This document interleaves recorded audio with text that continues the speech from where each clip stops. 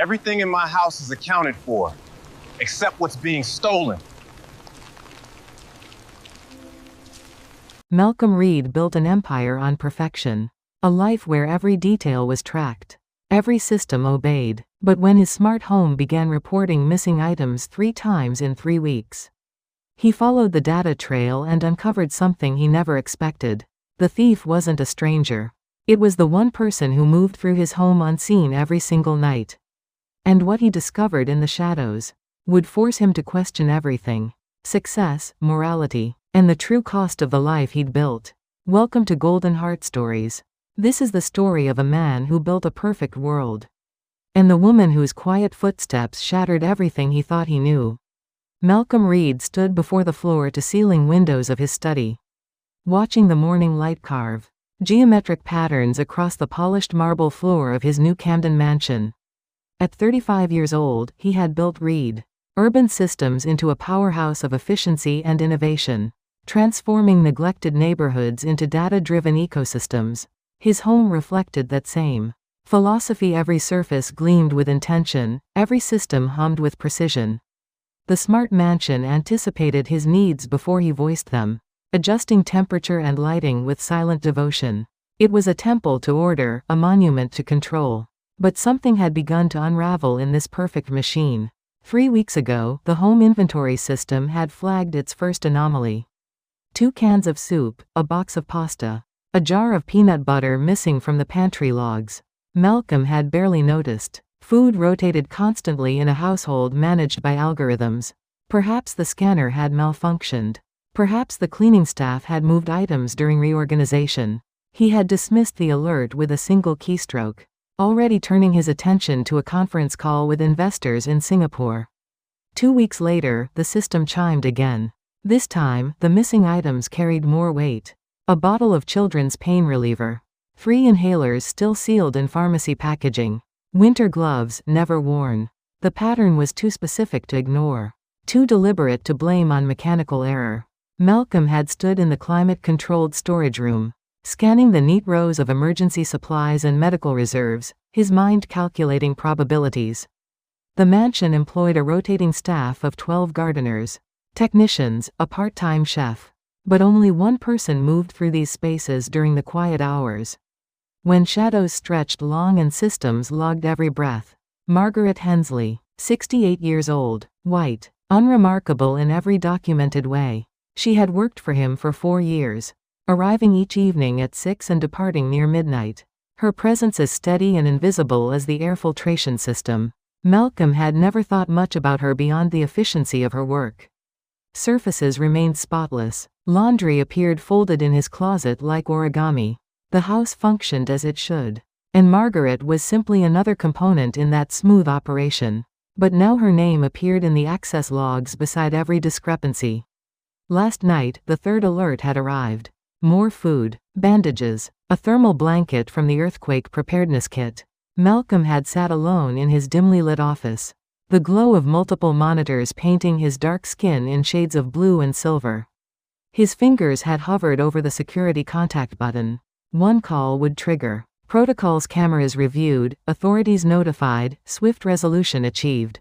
It would be clean, efficient, exactly what his company specialized in. Instead, he had closed the alert window and leaned back in his leather chair, pressing his palms against his eyes until colors bloomed in the darkness. Curiosity moved through him, like an unfamiliar current, mingling with something heavier. Not quite suspicion, not quite trust. Margaret had never given him reason to doubt her character. She worked quietly, spoke rarely, and maintained the kind of professional distance he appreciated. She represented stability in a world that constantly demanded his attention and decision. So why was she taking things that held no resale value? Items that suggested need rather than greed? The inhalers especially troubled him. Specific, medical, purposeful. Malcolm thought of his grandmother, who had raised him in South Philadelphia row house apartments, where every dollar stretched until it screamed. She would have recognized the pattern immediately. She would have understood what he was only beginning to suspect. That night, Malcolm made his decision. He would not call security. He would not confront Margaret with spreadsheets and timestamps. Instead, he would do something his systems could never replicate. He would watch. He would follow. He would see what Margaret did when she believed no one was measuring her steps. Curiosity mixed with unease as he marked the calendar. Planning his surveillance with the same meticulous attention he brought to urban development proposals. The game had changed, though Malcolm did not yet realize. He was the one being moved across the board. His perfect world had developed a glitch. And he found himself strangely eager to discover where the crack would lead. Outside his window, New Camden sparkled with promise and polish. But somewhere beyond those sanitized streets, Margaret Hensley carried his supplies into shadows he had never bothered to illuminate. Rain drummed against the mansion windows as Malcolm sat in his car 3 houses down, engine idling, windshield wipers carving arcs through darkness. He wore dark jeans and a plain jacket, a baseball cap pulled low, clothing that felt like a costume against his skin. His hands gripped the steering wheel with unnecessary force, knuckles pale against black leather.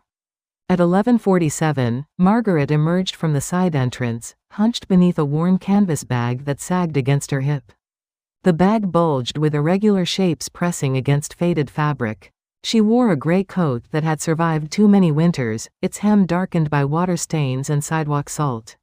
No umbrella, no hesitation. She pulled her collar higher and walked toward the bus stop, sensible shoes splashing through puddles reflecting fragmented streetlights.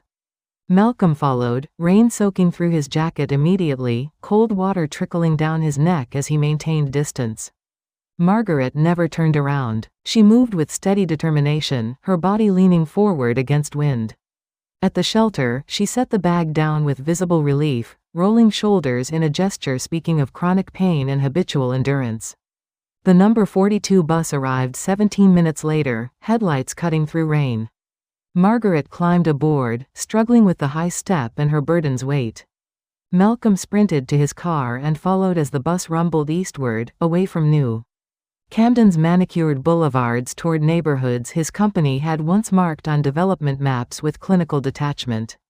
Architecture changed with each mile, sleek townhouses giving way to aging apartment blocks, designer coffee shops, replaced by shuttered storefronts with faded awnings. This was the East Side, the area Reid Urban Systems had promised to revitalize in presentations. Filled with words like transformation and uplift and sustainable growth. Through the rain-streaked windshield, Malcolm saw reality behind rhetoric. Streetlights flickered or remained dark. Building facades wore decay, openly cracked concrete, peeling paint, windows patched with cardboard and tape. At one intersection, he glimpsed a child's face pressed against fogged glass on the second floor, watching the empty street with eyes too old for their small frame. A bodega with barred windows advertised check cashing and lottery tickets. 2 men shared a cigarette beneath a broken awning, their laughter swallowed by thunder.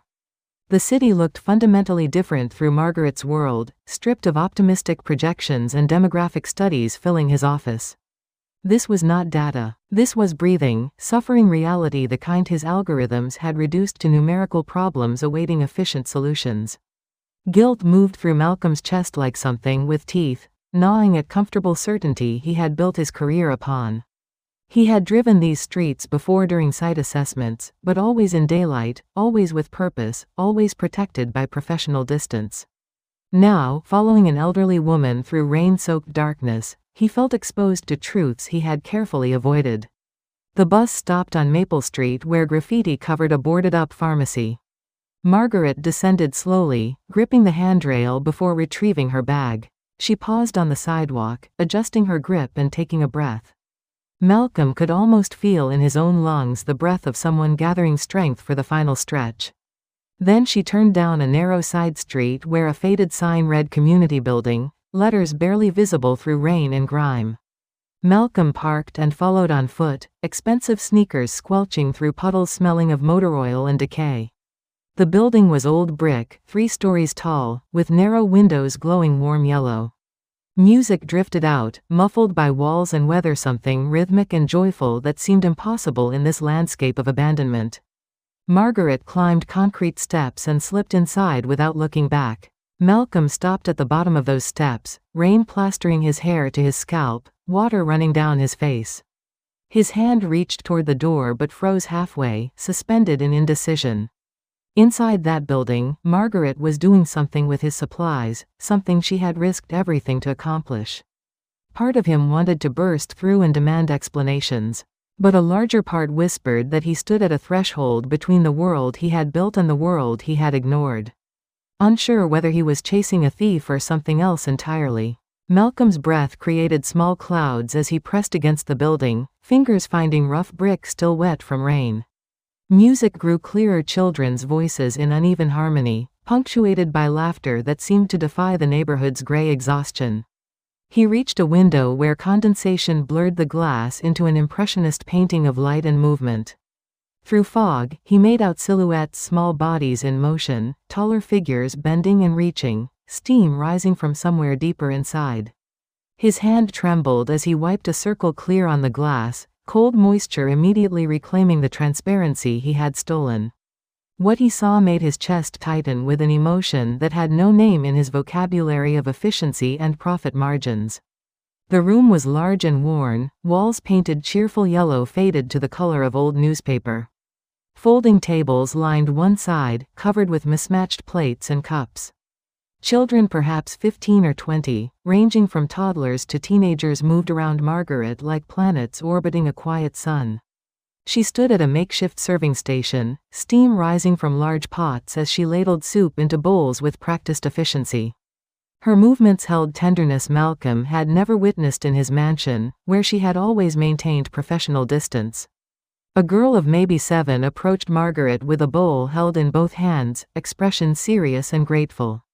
Margaret bent to her level, said something that made the child smile, and gently touched her shoulder before sending her back to the tables. The gesture lasted perhaps 3 seconds, but Malcolm felt its weight like a stone. Dropped into still water, ripples spreading through his understanding of who this woman was and what his missing supplies had actually been feeding. This was not theft. This was salvation assembled from his discarded surplus, transformed by Margaret's hands into dignity and warmth. He watched as she distributed food from his storage room, soup made from his canned vegetables. Sandwiches wrapped in his plastic bags, fruit that would have been thrown away after passing some arbitrary freshness threshold. A young boy, thin and wearing a jacket too small for his frame, received 2 sandwiches instead of 1. Margaret simply nodded when he looked up with questioning eyes, as if abundance were the most natural thing in the world. An elderly man in the corner, hands shaking as he held his cup, received extra attention as Margaret draped one of Malcolm's emergency thermal blankets across his shoulders with the care someone might show their own grandfather. The children's laughter penetrated the glass, the walls, the protective layers Malcolm had wrapped around his heart for 35 years. It was genuine joy, uncomplicated by cynicism and calculation governing his professional world. These children were not data points in demographic studies. They were not problems awaiting algorithmic solutions. They were simply young humans being fed and warmed and seen by a woman who earned modest wages. Cleaning a rich man's house and chose to spend her nights here, redistributing his excess toward their scarcity.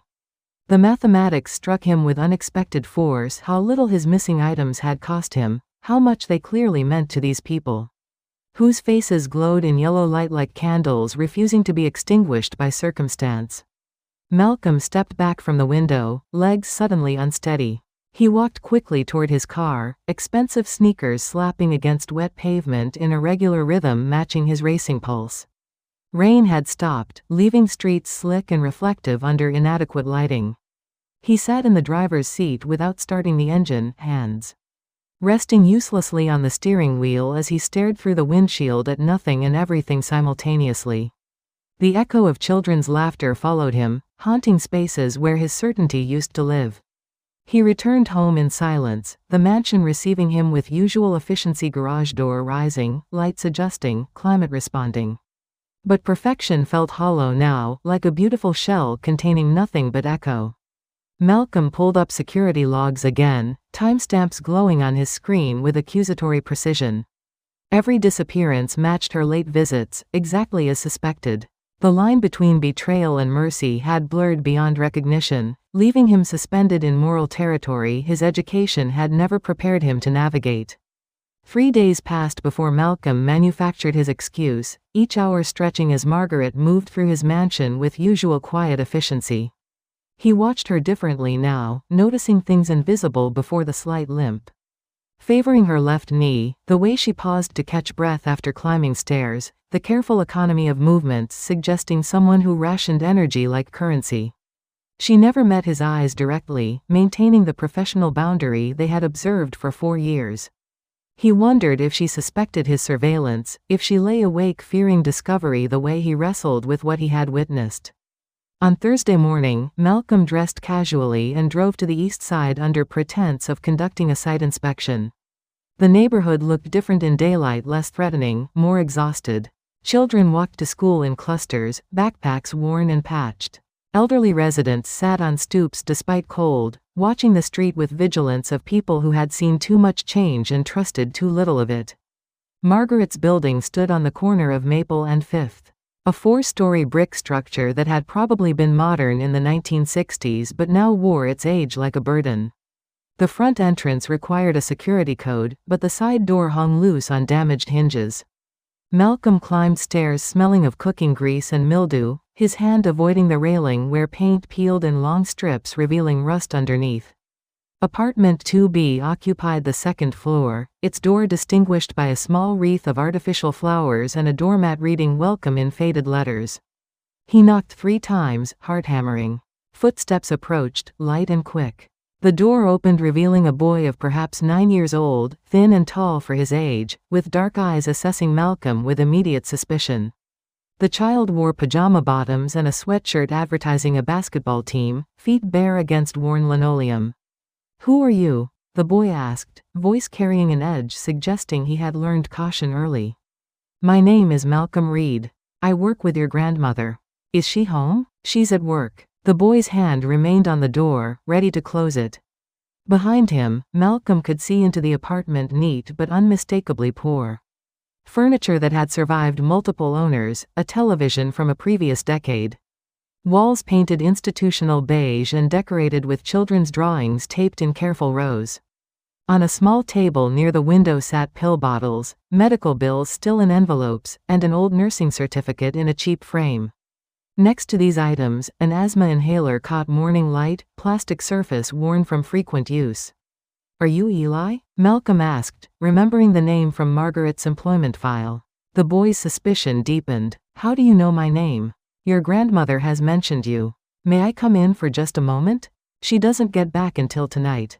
Eli coughed suddenly, a deep rattling sound shaking his thin frame. He turned away, one hand moving instinctively toward his chest as the cough subsided. When he looked back, his expression showed vulnerability beneath the defensive exterior. "I'm fine," he added quickly, though the statement convinced neither of them. Malcolm's eyes moved past Eli to the inhaler on the table, then to medical bills with red final notice stamps visible from the doorway. Understanding crashed over him with the force of physical impact. Margaret had been supporting this child alone since her daughter's death. She worked 6 nights weekly cleaning his mansion for wages that probably barely covered rent and utilities. The missing items from his storage room had not funded any comfortable lifestyle. They had been keeping this boy alive, feeding him and others through desperate mathematics. Where Margaret calculated what she could take without being caught against what these children needed to survive another week. "I should go," Malcolm said quietly, voice rough with emotions he could not name. "Tell your grandmother I stopped by. Tell her everything is fine at work."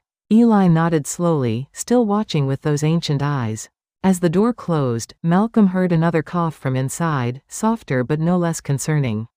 He stood in the dim hallway staring at peeling paint, thinking about thermal blankets in his storage room, emergency medical supplies.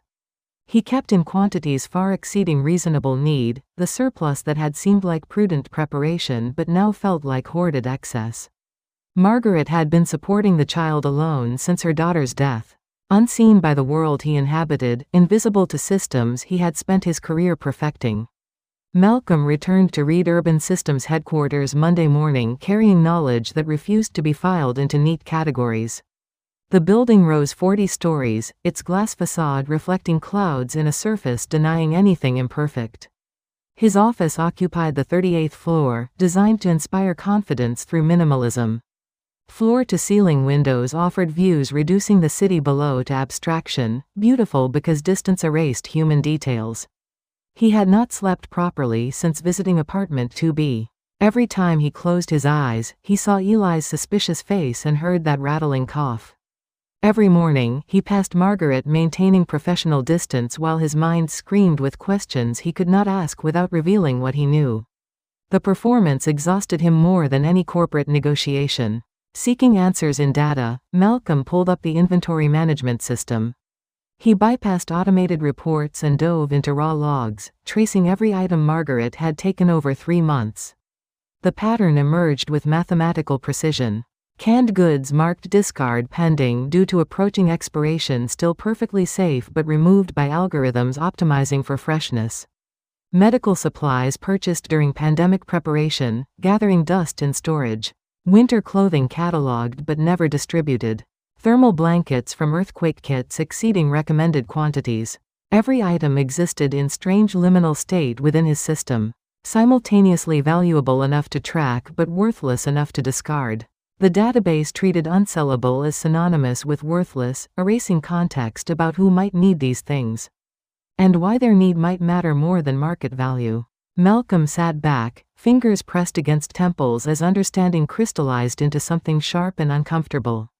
His entire company operated on this logic: efficiency over empathy, optimization over humanity. Reid Urban Systems had built its reputation transforming neglected neighborhoods into profitable developments. But never asked what happened to people those neighborhoods had sheltered before transformation made them unaffordable. He pulled up demographic analyses of the East Side. Charts reduced Margaret's world to percentages and projections. Median income levels, educational attainment rates, crime statistics. Every number told the same story: this was a community in crisis, abandoned by systems measuring success in profit margins rather than human flourishing. His company's proposed revitalization plan appeared in the adjacent window, filled with phrases about mixed-use development and economic opportunity. But nowhere in those glossy presentations did anyone mention children eating meals served by a 68-year-old housekeeper who stole food to keep them alive. Malcolm began questioning the company's moral code with intensity that felt like dismantling the foundation of his own identity. What was Reid Urban Systems actually building? Were they creating communities or simply relocating poverty to places where it would not lower property values? The questions multiplied faster than he could answer them, each undermining another certainty he had spent 15 years constructing. His office door opened without warning. Sabrina Cole entered with usual brisk efficiency, tablet in hand, expression suggesting she had been trying to reach him through channels he had deliberately ignored. She was his partner, his pragmatic counterweight, the person who kept the company functional. They had built Reid Urban Systems together, and she read his moods better than anyone. "You've been avoiding the board meeting prep," she said, settling into the chair across from his desk. "They're already nervous about your emotional investment in that East Side proposal. Walk in tomorrow looking like this, they'll kill the project entirely." Malcolm met her eyes, seeing concern beneath professional assessment. What if they should kill it? What if we're solving the wrong problems? Her expression hardened. "Malcolm, listen to yourself. You're paid to build systems, not salvation. You can't save everyone. Trying to will destroy what we've built." The words landed like accusations. She was right from every professional standard they had been taught to honor. But Malcolm thought of Margaret's hands serving soup, of Eli's cough, of children laughing in a room. His algorithms would demolish without hesitation if numbers justified it. He had crossed a line he had not known existed, and returning to comfortable ignorance felt impossible. The board meeting lasted 4 brutal hours. Malcolm sat at the head of the conference table while 12 faces stared with expressions ranging from skepticism to hostility. They questioned every projection, challenged every assumption, demanded quantifiable returns. When he mentioned community input and sustainable development prioritizing existing residents, the chairman interrupted with a laugh holding no humor. "Malcolm, we're not a charity. These neighborhoods need economic stimulus, not sentimentality. If current residents can't afford improvements, that's market correction, not corporate responsibility." 6 months ago, those words would have sounded reasonable. But now Malcolm heard them through the filter of what he had witnessed: children eating soup from his discarded supplies. Margaret's exhausted limp, Eli's cough in a shabby apartment. He tried explaining their model was incomplete, that algorithms measuring success in dollars per square foot were missing fundamental variables about human dignity. The board listened with the patience of people humoring someone experiencing temporary emotional dysfunction. When the meeting ended, Malcolm retreated into silence. He cancelled afternoon appointments, ignored 17 messages from Sabrina, and sat watching the city below as afternoon light stretched into evening. The glass walls that usually made him feel powerful now felt like barriers separating him from something essential. He had built his career believing efficient systems naturally produced better outcomes for everyone. But Margaret's existence proved the lie in that logic. She had worked for him 4 years, invisible despite constant presence, her poverty rendered irrelevant by systems measuring only what could be monetized. His phone buzzed repeatedly. He ignored it until the 7th call, recognizing his home security system. Something in his chest tightened before he answered. "Mr. Reid, this is Secure Home Monitoring. We have an unusual situation. Your employee Margaret Hensley requested emergency assistance. Her grandson is experiencing a medical crisis and she needs immediate transportation to St. Bridget's Hospital."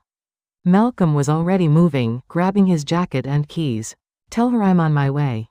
10 minutes. He drove faster than safety allowed, weaving through traffic with single-minded focus. The mansion appeared like an accusation, all that space housing one person while Margaret worried about affording her grandson's medication. He pulled into the drive to find her standing near the entrance, usual composure shattered. She held her phone in trembling hands, face gray with fear that made her look every one of her 68 years. "I'm so sorry, Mr. Reid. I didn't know who else to call. The ambulance said 30 minutes and Eli can't breathe and I don't have." "Get in the car," Malcolm interrupted, opening the passenger door. "We'll get there faster." Margaret hesitated only a moment before climbing in, dignity warring with desperation and losing. She gave him the address in a voice that shook despite obvious efforts at control. Malcolm drove toward the east side while Margaret called her neighbor, confirming Eli was conscious, but struggling, that the inhaler was empty, that they were coming. Her hands twisted the phone, her breath coming in short gasps mirroring what her grandson must be experiencing. "He's all I have left," she whispered, more to herself than Malcolm. "After my daughter passed, I promised I'd take care of him." They reached apartment 2B in record time. Malcolm took stairs 2 at a time while Margaret struggled behind, her bad knee slowing her. The neighbor met them at the door, stepping aside to reveal Eli sitting on the couch, thin chest heaving with effort, lips tinged with blue. The boy's eyes widened when he recognized Malcolm, confusion briefly overriding fear. "Come on," Malcolm said, scooping the child into his arms with surprising care. Eli weighed almost nothing, his body fragile and tense with the effort of breathing. Margaret gathered a bag with shaking hands: insurance cards, medication bottles, a stuffed animal as old as the boy. Malcolm drove to St. Bridget's Hospital with Eli cradled in Margaret's arms, the child's ragged breathing filling the car. He pulled up to the emergency entrance and carried Eli inside himself, crossing the line from observer to participant. Medical staff responded immediately, surrounding the boy with practiced efficiency. Malcolm stood nearby, his expensive suit out of place, watching as they stabilized the child, whose existence had been invisible to him until curiosity made him look beyond his perfect systems. The emergency room waiting area smelled of antiseptic and fear. Malcolm sat on a plastic chair, feeling every inadequacy of his previous engagement with human suffering. Margaret sat beside him, hands folded with rigid stillness of someone holding themselves together through sheer will. They had waited 40 minutes while doctors worked behind doors marked staff only. A doctor emerged, scrubs wrinkled from a long shift, expression professionally neutral. She explained Eli was stable, that the acute asthma attack had been controlled with nebulizer treatments, that he would need overnight observation but should recover fully. Margaret's shoulders sagged with relief so profound it looked like collapse, tears streaming down her face. The doctor patted her arm and returned to her patients. Malcolm walked with Margaret to the pediatric ward, following signs through corridors. They found Eli in a room shared with 3 other children, his small body nearly disappearing in the hospital bed, an oxygen monitor clipped to his finger. His eyes were closed, breathing finally steady, face peaceful in sleep, suggesting the exhaustion of survival. Margaret moved to his bedside with careful reverence, her hand smoothing hair from his forehead in a gesture so tender Malcolm had to look away. He stood near the doorway, feeling like an intruder. But Margaret turned to him, face still wet with tears, expression complex with emotions he could not fully decode. "I need to tell you something," she said quietly, voice rough from crying. "I need you to know the truth before you decide what to do about it." Malcolm crossed to the visitor's chair, sitting with the sense that whatever came next would require him to listen better than he ever had. Margaret remained standing, as if confession required proper posture, even in a pediatric hospital room at nearly midnight. "I've been taking things from your house," she began, the words clearly costing her something essential. "Food, medical supplies, blankets. Things you had in storage that the system marked for disposal. I didn't steal," she added quickly, eyes meeting his with desperate honesty. "I saved what your system threw away. There's a community center on Maple Street where children come because their parents work night shifts or because home isn't safe. I serve them meals 3 times weekly using what you would have discarded. I give them medical supplies their families can't afford." Her voice cracked, hands clenching into fists. "I know it was wrong. I know I betrayed your trust. But I couldn't watch those children go hungry when I had access to abundance being wasted. I couldn't let Eli go without medication when you had emergency supplies sitting unused for years. So I took what wouldn't be missed and I used it to keep people alive." The silence that followed felt enormous, filling the small room with the weight of judgment withheld. Malcolm watched Margaret's face, seeing fear and pride warring in her expression. The dignity of someone who had chosen moral action over legal compliance and understood the cost. He thought about the security footage, the logs, the moment he decided to follow her instead of calling authorities. Every step had been leading to this confession, this moment where she laid her crime at his feet and waited for verdict. Malcolm leaned forward, elbows on knees, looking at Eli's sleeping form rather than directly at Margaret. When he spoke, his voice was quieter than intended but steady. "You're right," he said. "You didn't steal. You corrected a system failure I was too comfortable to notice." He opened his laptop and pulled up the security database. With deliberate keystrokes, he typed into the incident log "human error mine." The words appeared like a confession of his own, acknowledgement that the real theft had been his comfortable ignorance. "I'm the one who should apologize," he continued, finally meeting her eyes. "I built systems that measured everything except what mattered. I accumulated resources while remaining blind to need existing right in front of me. You didn't fail me, Margaret. I failed you and everyone you've been helping." As Eli's breathing steadied in the background, Malcolm finally heard life instead of numbers, humanity instead of data points. The sound of that small chest rising and falling became the only metric that mattered. Days later, when Eli had been discharged with new prescriptions Malcolm had quietly paid for, Malcolm returned to the Maple Street Youth Center. This time he did not lurk in shadows. He walked through the front door in daylight, carrying grocery bags filled with fresh produce and proteins he had purchased himself, no longer content to let automated systems decide what qualified as worthy of human consumption.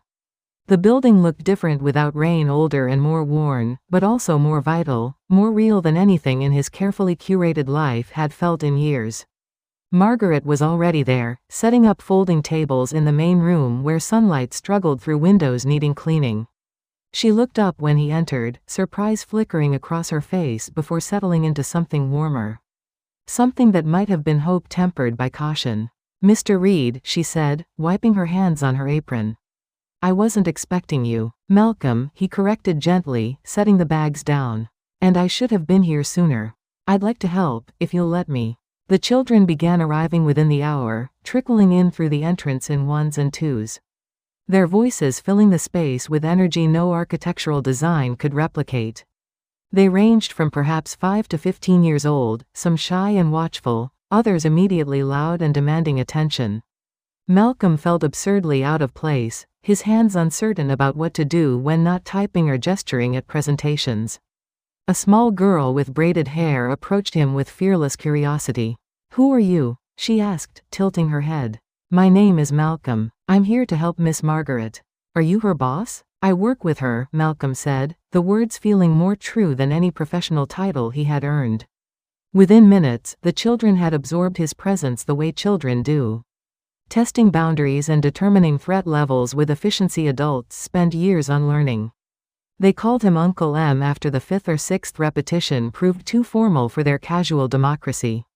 The title felt unearned but precious, a designation of belonging he had never sought but found himself wanting to protect. He helped Margaret serve food, simple meals of pasta and vegetables and fruit that the children ate with appreciation, suggesting inconsistent access to such abundance. He listened to their stories about school and siblings and dreams ranging from practical to impossible. All delivered with unself-conscious honesty of people too young to have learned performative cynicism. One boy, maybe 13, showed him a sketch. He had been working on a detailed drawing of a cityscape demonstrating real talent struggling against lack of resources. The paper was cheap, the pencil worn nearly to nothing. But the perspective and shading revealed an eye that saw beauty in structures most people passed without noticing. "This is excellent work," Malcolm said, meaning it. "Have you thought about studying architecture or design?" The boy shrugged, a gesture containing entire universes of dreams deferred by circumstance. "Maybe, if I finish school." The conditional struck Malcolm with unexpected force. If, not when, but if, as though education were a luxury rather than a foundation. He thought about his own schooling, taken for granted, never questioned, always assumed as natural progression. The distance between his if and this boy's if measured a chasm no algorithm could bridge. Later, after the children had eaten and scattered to various activities, Margaret found Malcolm cleaning tables with methodical attention of someone learning new choreography. She worked beside him in comfortable silence before speaking. "You didn't fix it, Malcolm," she said quietly, voice warm but clear. "You joined it. That's harder. That's real." The distinction landed with the weight of truth recognized. Malcolm had spent his career fixing problems from above, implementing solutions designed by people who never had to live inside them. But this standing in a shabby community center, earning a nickname from children who saw him without layers of accomplishment. He had wrapped around himself like armor. This was participation rather than intervention. This required showing up without guarantees of measurable success, offering time and presence rather than capital and strategy. He created a fund that night, working alone in his office while the mansion settled into its programmed evening routines. No brand attached, no press releases drafted, no tax deductions calculated. Just money moving quietly from accounts bloated with surplus toward places where it could become food and medicine and safety. The invitation arrived on thick cream cardstock, embossed with the City Education Forum. Seal an annual gathering where politicians and administrators discussed youth initiatives. This year's invitation included a handwritten note asking if Malcolm could arrange for Margaret Hensley to attend as a featured speaker. Someone from the city council had visited the Maple Street Youth Center and witnessed what Margaret had built from discarded resources and stubborn compassion. Margaret's initial response was pure resistance. She stood in Malcolm's kitchen holding the cardstock, shaking her head with firm conviction. "I clean houses, Mr. Reid. I serve soup. I don't give speeches to city officials who wouldn't recognize the children I help." "Malcolm," he corrected gently. "And you're wrong about what you do. You keep families together. You keep children alive. That deserves to be heard by people making decisions affecting communities like yours." She studied him for a long moment, eyes searching his face for signs of the man who had hired her 4 years ago and seeing someone different enough to trust. Finally, she nodded once, a gesture carrying the weight of someone stepping outside carefully constructed boundaries. The forum took place in the municipal auditorium, a space designed to make citizens feel small beneath high ceilings. Malcolm sat in the third row, watching as Margaret took the stage in her best dress, simple and modest but worn with dignity. The audience of maybe 200 people looked up at her with expressions ranging from polite curiosity to barely concealed skepticism. She gripped the podium with both hands, knuckles pale against dark wood, and began speaking in a voice that shook slightly before finding its strength. No notes, no slides, just truth delivered in sentences holding the weight of years. My name is Margaret Hensley. I'm 68 years old. For the past 4 years, I've worked as a housekeeper for Mr. Malcolm Reid. But that's not the work I came here to talk about. She paused, gathering breath and courage. 3 nights weekly, I go to the Maple Street Youth Center and serve meals to children whose parents work overnight shifts or who don't have parents at all. I give them medical supplies their families can't afford. I offer them a safe place to exist without judgment. And I do this using food and resources marked for disposal by systems that measure value in profit margins instead of human need. The audience had gone completely still. Margaret continued, voice gaining confidence. I cleaned houses, but I was really keeping families together. Every child who ate the meals I served was a child who could focus in school the next day instead of sitting in class with an empty stomach. Every inhaler I provided was a child who could breathe. Every warm blanket was a child who could sleep without shivering. These aren't small things. These are the foundations of human dignity, and they shouldn't depend on what gets thrown away by people who have more than they need. In the third row, Malcolm felt something shift in his chest, a recognition of truth so fundamental it reshaped everything around it. He glanced sideways and saw Sabrina Cole sitting 4 seats away, her face turned toward the stage. Her eyes bright with tears she was trying unsuccessfully to hide. His pragmatic partner who had warned him about emotional investments was weeping openly at the words of his housekeeper, describing care that existed outside every professional framework they had been taught to honor. The applause when Margaret finished was not polite or performative. It rose from the audience like something alive. Sustained and genuine, the kind of response that comes from witnessing courage that makes one's own compromises suddenly visible. Margaret stepped away from the podium with relief visible in every line of her body. Malcolm met her at the bottom of the stage stairs, offering his arm which she took without hesitation. As audience members approached wanting to shake her hand and promise support, Malcolm had already decided on his own action, restructuring significant portions of Reid Urban Systems to create an independent community portfolio with Margaret as senior advisor, not as symbol but as guide, whose knowledge of need and dignity would direct investments toward outcomes his algorithms had never been designed to measure. 6 months transformed what algorithms had predicted would take years. The old community building on Maple Street underwent renovation funded through the Reid Community Fund. Its crumbling facade restored through investment measuring success in lives stabilized rather than returns maximized. Interior spaces were redesigned with input from people who would actually use them, children needing safe study places, parents working overnight shifts, elderly residents requiring accessible gathering spaces. The grand reopening took place on a Saturday morning when spring sunlight made even the east side look hopeful. A crowd gathered outside, maybe 300 people from the neighborhood mixing with city officials. Malcolm stood near the entrance beside Margaret, watching as the building once marked for demolition now represented something his younger self would have dismissed as sentimentality. The new sign above the entrance read Margaret's Light in bronze letters catching the morning sun.